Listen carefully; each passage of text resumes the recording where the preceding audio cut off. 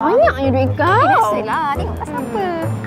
Weh, lawanya beg kau. Lawan Beg baru ke? Limited edition. Macam tu. Tengok, bukan beg je, baru.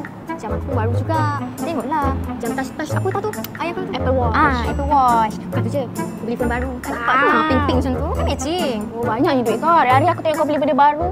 Biasalah. Buat side income tu. Banyaknya duit kau. Weh, tekan macam tu je. Wah, canggihnya. Weh, aku ada ni tau. Apply cuti. Nak pergi Paris. Pergi Paris? Macam ni? Yelah. Banyaknya duit kau. Biasalah. Tengok pasal apa.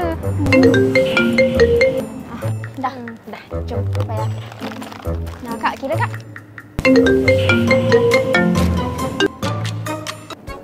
Weh, aku tak ada cash lah. Cash je lah. Bateri aku habis. Kau bayarkan boleh? Tak apa. Biar aku settlekan.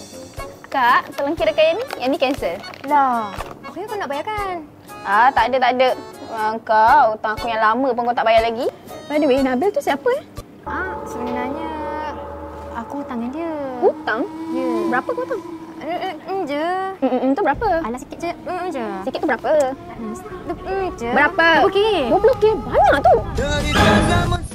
Ukur baju di badan sendiri. Amalkan gaya hidup sederhana. Belanja ikut kemampuan diri. Jika enggan, Orchid Merana.